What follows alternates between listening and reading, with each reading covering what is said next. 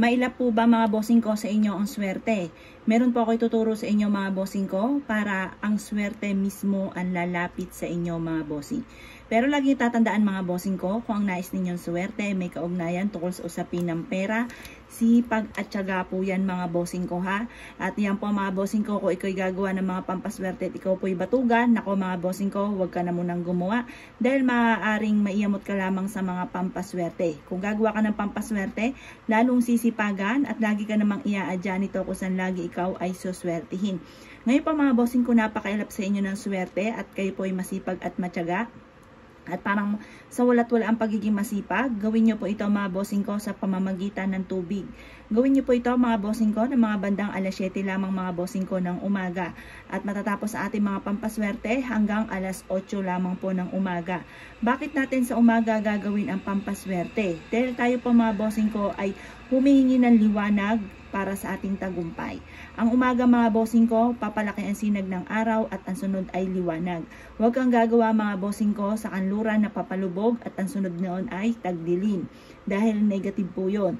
Dito tayo mga bossing ko sa pagiging positibo at dito tayo sa swerte. Ngayon pa mga bossing, gawin nyo po ito sa pamamagitan ng tubig. Etong tubig na ako pa mga bossing ko'y bumili ng rose gold na baso na lata mga bossing or ng metal.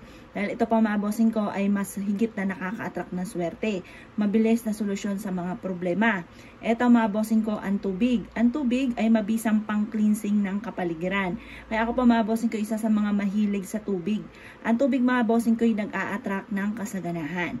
Ngayon pa mga bossing, basta manatili na malinis ang tubig, okay po yan. Pero kung mapapansin ninyo na nagdumi na ang tubig, itapon nyo lamang po ito, paltan muli ng panibago. Ngayon pa mga bossing, hanggat malinis ang tubig, okay po yan. Pero kung marami kang problema pinagdadaanan, matitindi ang pagsubok, kada 24 oras, papaltan nyo po ang tubig. Yung bawang natin mga bossing ko ay isa sa mga blockbuster, na isa sa mga pinaniniwalaan na napakaswerte, na mabisang pang-attract na swerte at pantaboy ng mga negatibo. Ngayon mga bossing, ito po subok na at favorite ko rin po ang bawang.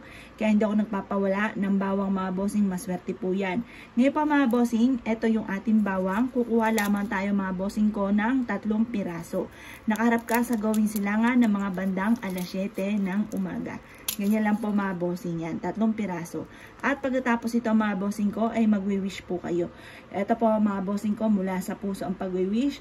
Simula ngayon, siksikliglig at umapot, maraming blessing ang darating sa akin. At hindi na ako kailanman mamumblema tungkol sa usapin ng pera.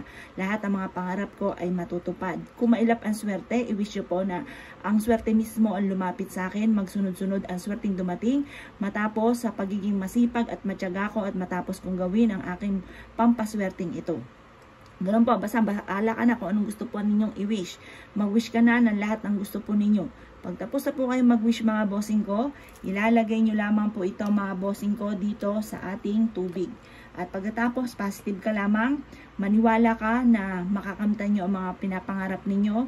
At kayo po mga bossing ko, kasi once na naniniwala ka na hindi laging ganyan ang takbo ng inyong pong pamumuhay, bukod sa inyong pagiging masipag at matyaga at paggawa ng mga ganitong mga pamamaraan, at huwag kang makakalimot magdasal kasi isa rin po yan sa mga sikreto ko.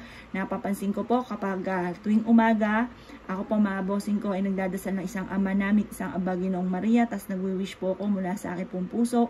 Tinatawag ko ang mahal na Panginoong Jesus, at ganoon din po mga bossing ko ang mahal na Beren, mahal na Santo Niño, yung tatlong yun mga bossing ko. At ang daming blessing na dumarating. Napapansin ko po yun mga bossing, isa sa mga sikreto.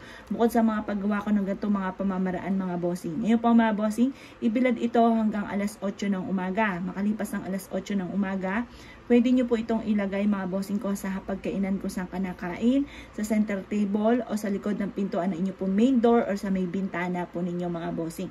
Basta i-maintain po ninyo mga bossing ko na malinis ang tubig. Pag nagdumi ang tubig, itapon nyo lang ang tubig, tapos yung bawang hugasan nyo lamang po. Tapos yun muli ang gagamitin po ninyo mga bossing ko, yung bawang po natin. Ang paggawa ng mga ganito mga pamamaraan ay sikreto lamang kasi once may nakakaalam po nito, may mga kumukontra o maaaring matagal bago matupad ang mga wishes po ninyo mga bossing.